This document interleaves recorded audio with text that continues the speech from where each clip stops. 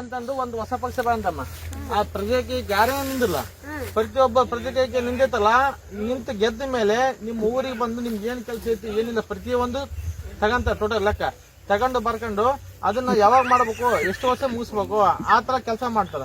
ಇನ್ನು ಬೇರೆ ಪಕ್ಷ ಏನ್ ಇದಾವಲ್ಲ ಅವ್ರಿಗೆ ಗೆದ್ದು ಅವ್ರು ನಿಮ್ಗೆ ಊರಿಗೆ ಬರಂಗಿಲ್ಲ, ಕೇಳಗ ಕೆಲಸ ಐತಿ ನಿಮ್ಗೆ ಏನು ಸಮಸ್ಯೆ ಕೇಳಂಗಿಲ್ಲ. ಇದು ಪ್ರಜೆಗೆ ಅಂದ್ರ ಪ್ರತಿಯೊಂದು ದುಡ್ಡು ಈಗ ಪ್ರತಿಯೊಂದು ಗೌರ್ಮೆಂಟ್ ಏನ್ ಕೆಲಸ ಮಾಡ್ತಲ್ಲ, ಪ್ರತಿಯೊಂದು ಏನ್ ನಮ್ಮ ಕೆಲಸ ಮಾಡ್ತಲ್ಲ ನಮ್ಮ ಗೌರ್ಮೆಂಟ್ನಾಗ. ಉಪೇಂದ್ರ ಪಕ್ಷ, ಈ ಪಕ್ಷದ ಗೆದ್ದವರು ರೊಕ್ಕ ತಗೊಳಂಗಿಲ್ಲ, ಏನು ಮಾಡಂಗಿಲ್ಲ.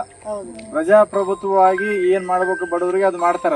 ನಿಮ್ಮೂರಾಗ ಯಾರನ್ನ ನಿಂದ್ರಿಸಿ ಪ್ರಜಾಕೀಯ ಓಟ್ ಹಾಕ್ರಿ ಅಂತ ಹೇಳ್ರಿ, ಯಾರನ್ನೊಬ್ರು ನಿಂದಿಸ್ಬಿಡ್ರಿ.